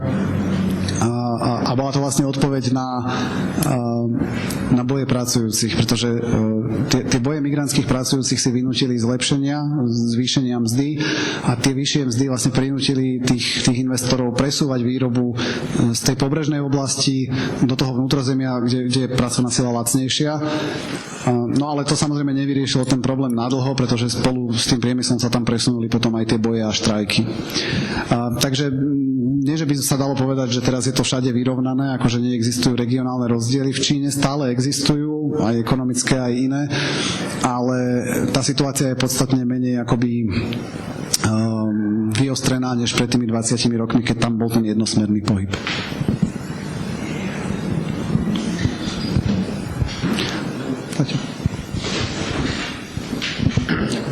I would like to ask if there are any groups or movements within the left-wing opposition in the PRC that, or have been historically, that maintain or historically have maintained any relations with any left-wing groups or parties or any movements in Taiwan, in the ROC, and more broadly speaking, if there, if the relations between the PRC and the ROC, if they are commonly or generally discussed within the left-wing opposition in China, be it within the CCP or outside of the party. Takže otázka sa týka toho, či v Číne existujú nejaké ľavicové opozičné skupiny alebo organizácie, ktoré by udržiavali vzťah s nejakými podobnými skupinami, organizáciami na Tajvane. Prípadne ako sa na čínskej ľavici diskutuje či sa vôbec, a ak áno, tak ako sa hovorí o vzťahu medzi Čínou a teda Čínskou ľudovou republikou a Tajvanom. I cannot answer that for like previous times. I don't know what in the 60s how they discussed that. It was a completely different period, of course. There was basically fascism in Taiwan, and so I can't really answer that. I can talk about more recent times. As I said, a large section of the oppositional left in the mainland and in People's Republic is influenced by Maoism. And part of these like Maoists, they are supporting like China, like they have a national position basically, and that includes that they would repeat basically the standard position of the regime, that Taiwan is part of the mainland, and it has to be reunited, etc. And then a smaller part that's smaller of the part of the Maoists, which is the largest group, and also other oppositional groups, small groups that are influenced more like by more libertarian forms of Marxism or Trotskyism. These are all small groups. And of course, they have a different position, right? They would rather say, okay, the people who live in Taiwan should decide on their own how they want to live. I'm not so optimistic. Also, when it comes to Xinjiang or other, now I mentioned Xinjiang, other sort of regions, and these Hong Kong is another example, because part of this opposition and left-wing forces actually have positions that I don't share, because they, as I mentioned earlier, they support some form of imperialist position, in my view. I have another part, but okay. Takže neviem úplne odpovedať na to, ako sa o týchto veciach hovorilo povedzme v 60. rokoch, keďže ich nezažil, alebo teda nehovoril s pamätníkmi, a zároveň išlo o úplne iné obdobie ako dnes, najmä teda s ohľadom na Tajvan, pretože v tom čase bola na Tajvane vlastne krajne pravicová alebo až fašistická diktatúra. Pokiaľ ide o situáciu teraz, tak najväčšou skupinou v tej čínskej opozícii sú vlastne nejaké podoby maoizmu a väčšia časť z nich, z týchto maoistov, v podstate schvaľuje tú štandardnú akoby pozíciu komunistickej strany Číny vo vzťahu k Tajvanu, ale aj povedzme vo vzťahu k Hongkongu alebo Xinjiangu, čo je teda provincia, v ktorej žijú Ujguri. Potom existuje menšia časť alebo nejaká frakcia tých maoistov, ktorá teda buď ide o ľudí, ktorí sa nejako hlásia k maoizmu, alebo odkazujú skôr na nejakú inú tradíciu, či už trockizmus alebo nejaký libertínsky komunizmus, nejaké formy anarchizmu, ktorí skôr teda tendujú k pozícii, že teda ľudia na Tajvane by sa sami mali rozhodnúť, aká bude ich budúcnosť, či sa pripojí Tajvan k Číne alebo nie, alebo či sa má stať niečo úplne iné. Ale toto je teda menšina oproti tej väčšej skupine maoistov, ktorí v tomto zmysle sú akoby čínskymi nacionalistami, že ako podporujú niečo, čo by sme my ako charakterizovali ako vlastne imperialistickú politiku Číny vo vzťahu k Tajvanu. Yeah, just to share that it's the other way around, like Taiwan. What's the relation of Taiwan? The left towards the mainland, and I think that there's a big change going on, because like until a few years ago, there was a substantial part of the Taiwanese left that was actually pro CCP in some form or other. Also, they didn't support all the CCP politics, but like definitely they had some kind of Maoist perspective, critique of China as capitalist, but still also the idea that they are still part of China. There should be some process of unification. But since there was a big movement, sunflower movement, a few years back in Taiwan, and so there's a new generation of like leftists or left-wing people, activists who are more like influenced by the fact that China is an authoritarian country. They witness how like left-wing opposition in China is treated. So they develop like a position where they some of them are even pro-independent, some are even develop their own kind of left-wing nationalism in Taiwanese terms, and some are basically like a little lost, because in this geopolitical confrontation it's really hard to develop another position, like an alternative position to all this. I have my own perspective on this, but let's leave it here for now. No a teda druhá časť odpovede sa týka toho, ako sa k tej otázke stavia vlastne ľavica na Tajvane, alebo ľavicová opozícia na Tajvane. Tam samozrejme tiež existovala a dlho bola vlastne dominantná časť, ktorá vlastne zdieľala mnohé pozície alebo názory komunistickej strany Číny. Nie v tom zmysle, že by boli ako totálnymi podporovateľmi toho režimu, ale povedzme tú svoju kritiku Tajvanu formulovali ako skôr z tých pročínskych pozícií. To sa postupne mení, takže existuje na Tajvane aj ľavica, ktorá vidí a kritizuje Čínu ako autoritársky systém, ako vlastne nejakú formu autoritárskeho kapitalizmu. Sformovala sa nejaká časť, ktorá je vlastne za nezávislosť Tajvanu, čiže niečo, čo by sme vlastne mohli označiť ako zase nejaký variant ako tajvanského nacionalizmu, ale teda ľavicovo zafarbený. No a potom je ďalšia časť, ktorá je vlastne v tom geopolitickom súperení trochu akoby stratená v tom zmysle, že akoby stojí pred alebo ocitá sa v tej ťažkej situácii, že voči čínskemu nacionalizmu a tajvanskému nacionalizmu musí navrhnúť nejakú tretiu možnosť, nejakú alternatívu a to, ako vieme aj akoby z našich geografických končín, ako nebýva úplne jednoduché. Paťo?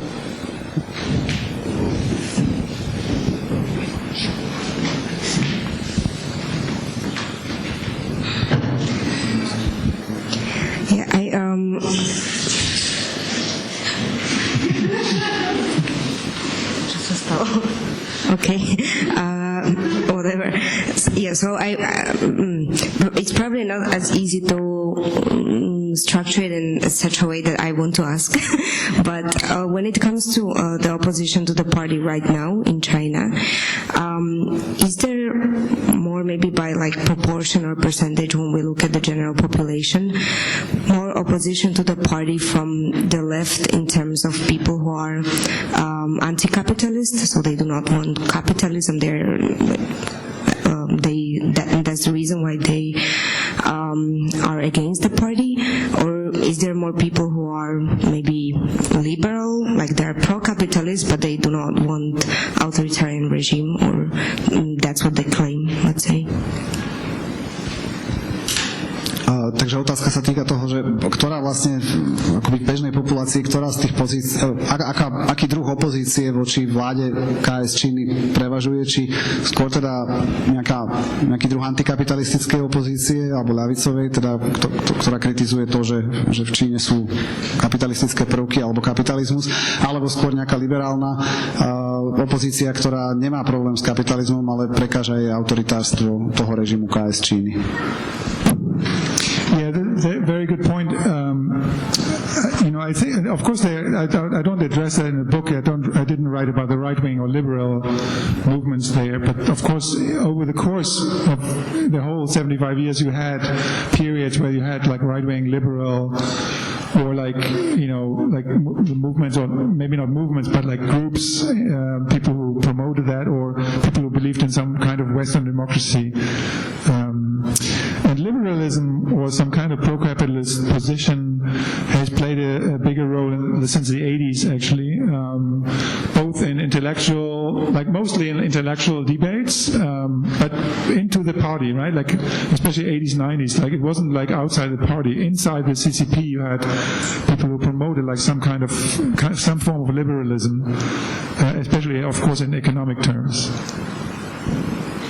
No, tá knižka sa samozrejme nezaoberá detailne inou ako ľavicovou opozíciou v Číne, ale samozrejme vždy existovali aj liberáli alebo iní pravicoví disidenti, ktorí kritizovali ten režim. Spravidla teda nešlo o nejaké formálne organizácie z pochopiteľných dôvodov, ale nejaké krúžky alebo jednotlivcov. A teda ľudí, ktorí vlastne preferovali akoby prechod k nejakej demokracii západného typu, vrátane teda kapitalizmu v Číne. Tieto akoby prúdy vystupujú do popredia najmä od tých 80. rokov spolu s tým, ako sa vlastne aj tá situácia v čínskej ekonomike postupne mení. Of course, there were like campaigns, purges, against, right-wing positions or liberal positions. And they were kind of used to that, right? Like even in the 2010s. What changed in the mid-2010s was that more and more campaigns or police actions, whatever, were also started against left-wing groups or feminists, whatever. So suddenly every group was under attack. And it's very hard to quantify, right, today, because that's basically your question, what is, I say both positions exist, as I already said, right, there are also left-wing positions, like, close to the party, there are liberal positions close to the party. When you look at movements like the recent white paper movement, again, you had people involved, like, I know that left-wing activists were part of that movement. Also, there was a proletarian part, right? Like, it wasn't one movement; it was basically 3 or 4 movements. So there were also like workers involved and others. But of course, you also had like people involved who, more from like middle classes, urban middle classes, and who promote some kind of democratization. They don't care about workers. They don't care about exploitation. They only care about, civil liberties or something like that. I also care about civil liberties, to make that clear, but still, I think when we talk about human rights, if you don't include the economic rights and the social rights or women's rights in these issues, then, what's it worth it, Can you maybe add 2 sentences about the white paper movement? Because I'm not sure if people are familiar. You want to translate first? No. Go on. Okay. Just shortly that, I'm not sure you heard about this. There was a very strict so-called zero COVID regime in the mainland. There was a different zero COVID strategy in Taiwan, but that's a different issue. And that led to a lot of discontent, again, amongst workers, amongst urbanites. And of course, the workers suffered most from, under this regime. And to cut it short, so they discontent grew, increased in last spring, mostly during the lockdown in Shanghai and later in other cities. And that culminated in a movement in the late November last year when the trigger was a fire in Xinjiang, where people died in a housing block because all the doors were blocked as because of these measures. But then people went to the street. There was vigils, people mourning in many different cities around China, demonstrations, including demonstrations where people shout a slogan against Xi Jinping or the regime, down with the Communist Party, this kind of stuff. And they used often they used white papers because of the censorship. They showed white papers, so that's where the name is from. Very short, right? Only a few days. It was very important also as an experience for activists involved or people involved. There was a wave of repression, so some people are still in prison for this. But it wasn't like a huge wave of repression. Let's say they arrested people around the country. But again, the regime is flexible enough to sort of not start a war now. In this sense, against a generation of people. But I still think it was an important experience. This movement.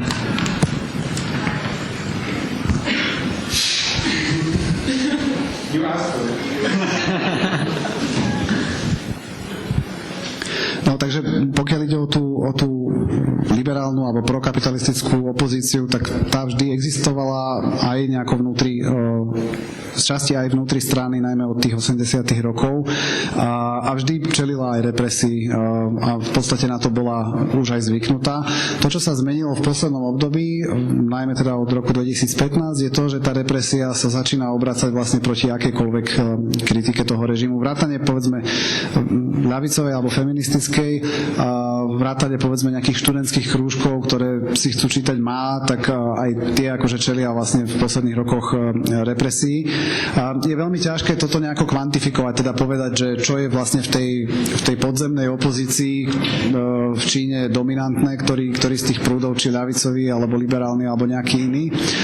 A dobre to ilustruje vlastne aj tzv. Hnutie bielých papierov, ktoré, ako sme sa teda dozvedeli v tej záverečnej časti odpovede, bolo vlastne reakciou na veľmi prísne karanténne opatrenia, ktoré v Číne dlho platili a ktoré spôsobovali teda aj veľké množstvo utrpenia, najmä teda pre ľudí pracujúcich v tých esenciálnych odvetviach, ktoré vlastne zabezpečovali chod tej spoločnosti a vlastne tá nespokojnosť s tým režimom karanténnym vyvrcholila v novembri 2022, keď v provincii Xinjiang vypukol požiar v jednej budove, ktorá bola zamknutá práve z dôvodov karantény a uhoreli tam ľudia.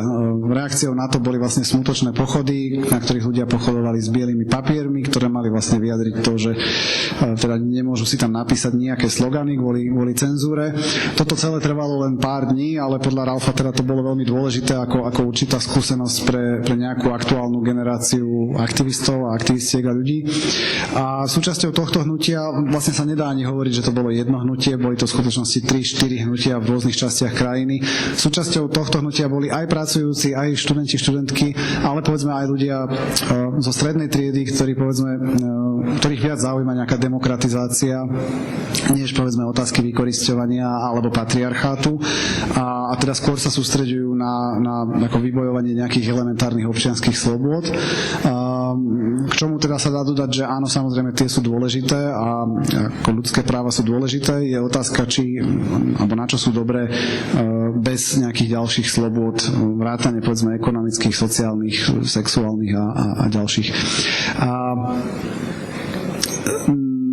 Ten režim samozrejme aj na to hnutie bielých papierov reagoval nejakou vlnou represí, ktorá ale bola skôr taká akoby vyberavá, že nešlo o nejaké masívne čistky, ale skôr o zatýkanie nejakých jednotlivých kľúčových aktivistov a aktivistiek, čo aj preukazuje akoby určitú flexibilnosť toho režimu, že si uvedomuje, že niekedy je potrebné zasiahnuť skôr takto akoby chirurgicky presne a nie hneď akože rozpútať nejakú vojnu proti opozícii. No, vzhľadom na to, že máme dosť pokročilý čas, tak by som možno navrhoval, že ak ešte jedna otázka, maybe one last question, because of the time.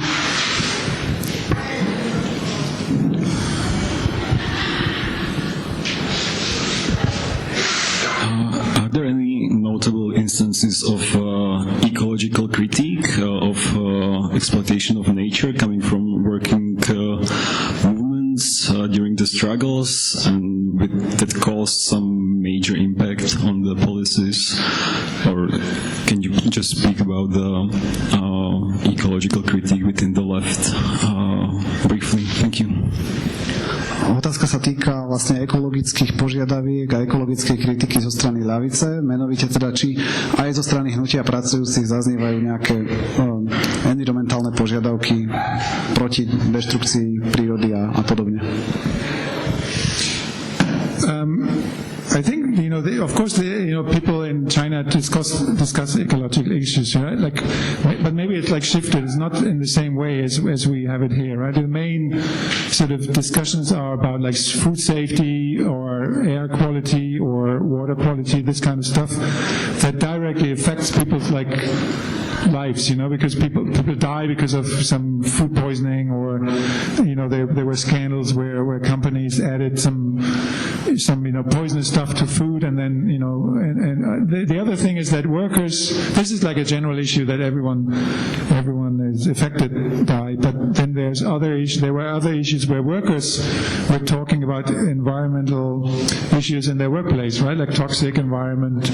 There are people who had all these lung diseases because they work with dusty environments, and then the companies wouldn't compensate them because basically you get sick 20 years later and die. So I would, it's not like what usually people identify as sort of ecological struggles, but I think that even that, not just in China, right, there is a link between ecological issues and labor struggles, and has always been, and that's the working conditions and these kind of conditions that kill people basically. Recently I talked to a Chinese leftist about this, and it was interesting because he's studying in a European city, and he said that during the white paper movement, he was sitting in a classroom in his city at the university, and it was about veganism, and he felt very strange, because his friends, everyone was involved in this movement in China, basically also being afraid and for their lives, for their future, etc. And then he was sitting there talking about veganism. But for me, it was interesting debate, because basically, of course, from our perspective, as being in Europe, these issues of climate change or ecological issues have been a topic for so long, and a major topic, right? While in China, until recently, it was more about poverty, about getting better lives, and still for the large majority of workers or migrants, it's still the main question. How can I afford education of my child?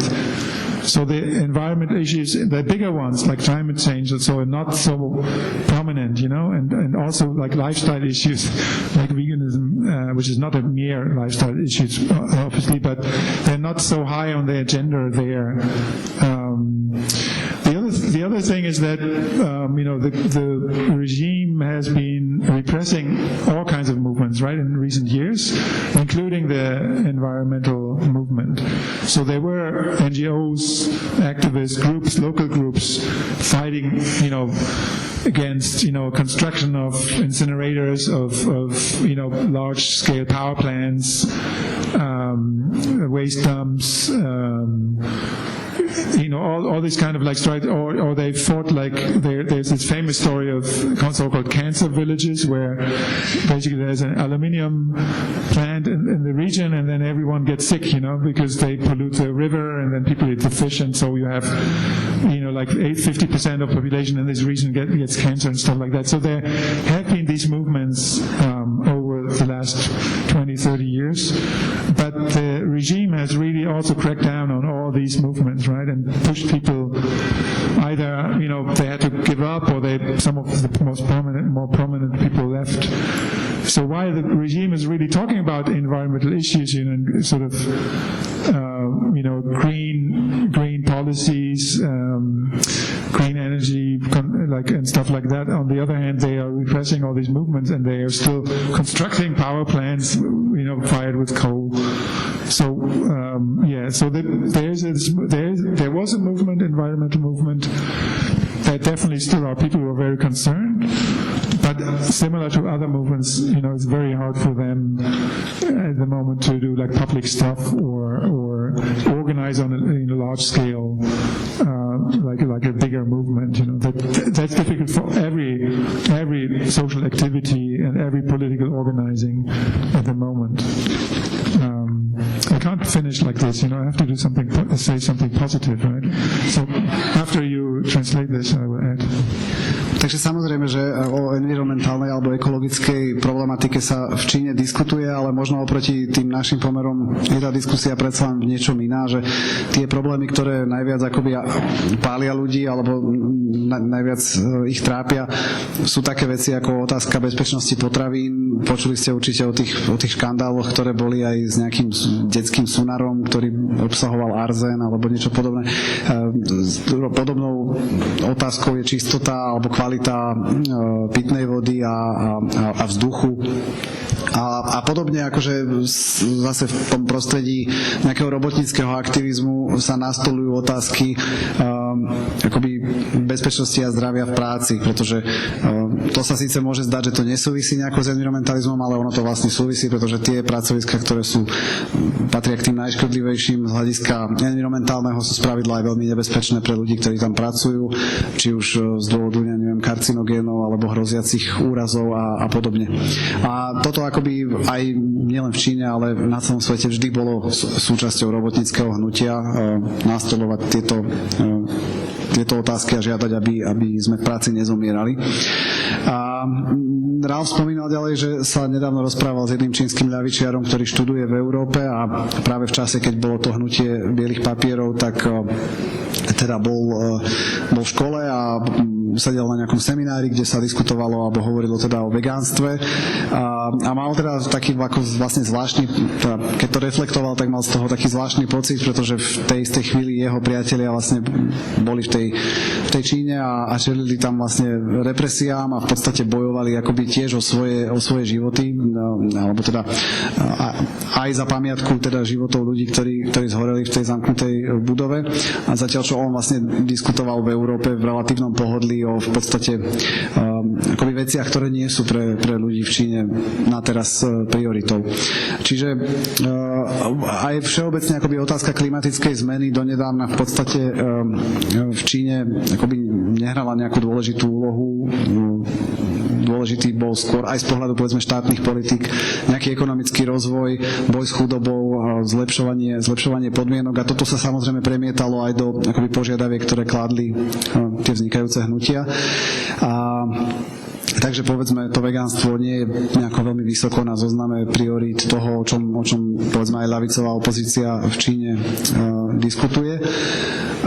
Čo ale neznamená teda, že by vôbec akoby neexistovala tá environmentálna alebo ekologická problematika, tak ako ju poznáme aj u nás. Existujú samozrejme mimovládne organizácie, ktoré bojujú povedzme proti výstavbe spaľovní alebo proti skládkam. Známy je problém tzv. Zrušených dedín, čo poznáme vlastne aj zo socialistického priemyslu na Slovensku, že sa niekde postaví hliníkáreň a o 10 rokov sa zistí, že polovica ľudí tam dostáva rakovinu a musia sa vysťahovať. Takéto prípady samozrejme existovali v Číne a vznikali aj hnutia proti ním. Problém je v tom, že v súčasnosti alebo v tom poslednom období od roku 2012 sa naozaj zintenzívnila represia, takže aj takéto organizácie čelia represii, takže máme akoby trochu paradoxnú situáciu, ktorá ale už vlastne na pozadí toho, čo sme všetko dnes počuli, by vlastne nemala vyzerať paradoxne, že na jednej strane režim akoby nastoluje aj niektoré akoby progresívne témy alebo hovorí o povedzme environmentálnych ekologických problémoch, ale na druhej strane akoby potláča organizácie alebo hnutia, ktoré sa s nimi snažia niečo robiť a buduje nové uholné elektrárne a podobne.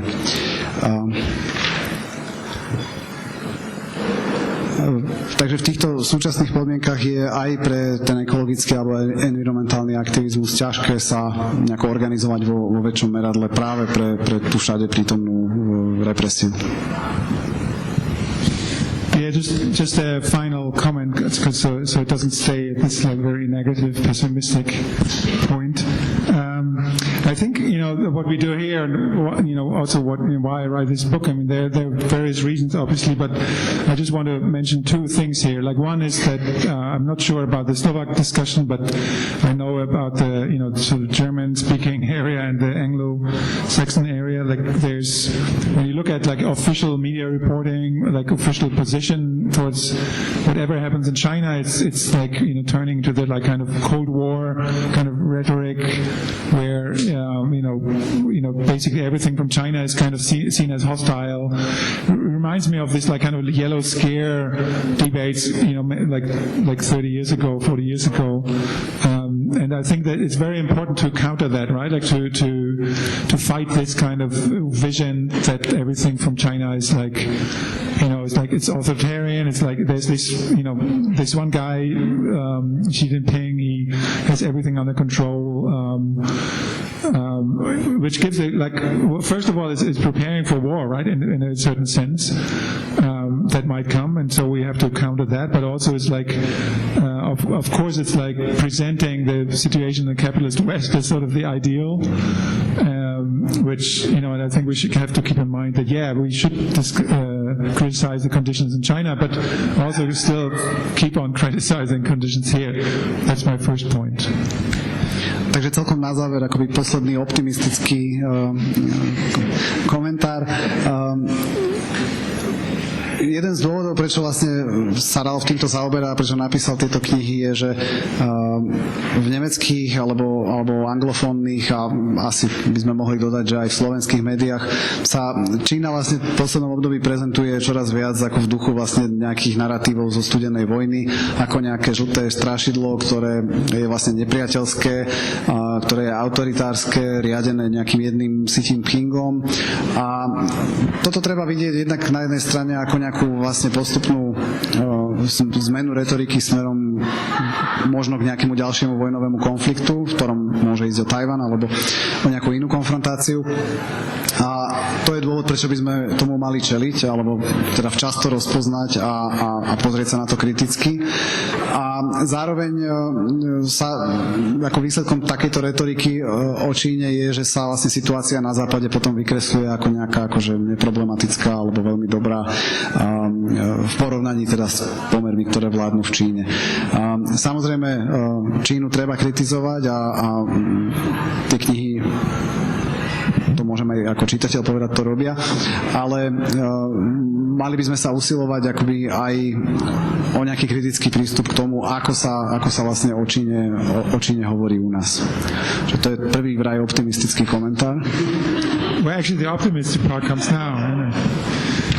The other thing is, like in order to counter this, right, like this increasing Cold War rhetoric and China bashing, I think it's important to underline or to make visible the movements, the social movements and social struggles in China and the protagonists, right, the people behind. And that is you asked a few questions about this, and of course that's important. I think, I identify two more important figures, I think, for me in recent years, which is the migrant workers' struggles and the women's struggles.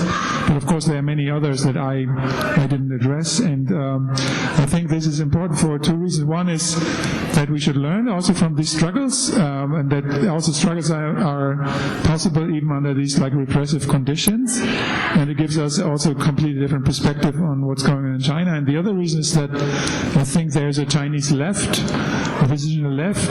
It's not homogeneous, different groups, different people involved. There's a feminist current also with different positions, and these people have a really hard time at the moment to organize, to publicize their stuff, to meet, etc., organize, and I think they need also support from outside to make their positions visible, to include them in debates, to address their issues and let them be part of this kind of like global debate within the left-wing scene. And I think this is a task, for not just for me, but also for other people to get involved and support these processes. Thank you. No a teda druhý bod sa týka toho, že je dôležité akoby zviditeľňovať to, čo sa v tej Číne deje, nielen na úrovni tých nejaké vládnucej strany a jej vyhlásení, ale práve na úrovni tých akoby protagonistov tých sociálnych bojov, z ktorých sú pre Ralfa najdôležitejšie alebo najviac za najvýznamnejšie považuje na jednej strane teda migrantských pracujúcich a na druhej strane ženy a ženské hnutie. A akoby bližší pohľad na to, čo sa tam deje, ukazuje, že vlastne aj my sa od nich máme čo učiť, pretože okrem iného ukazujú, ako aj vo veľmi nepriaznivých a represívnych podmienkach sa dajú viesť nejaké konflikty a teda aj niečo vybojovať. A zároveň nás to teda učí, že aj v Číne existuje nejaká ľavica, ktorá nie je homogénna, samozrejme je veľmi rôznorodá, obsahuje alebo zahrňa rôzne prúdy, ale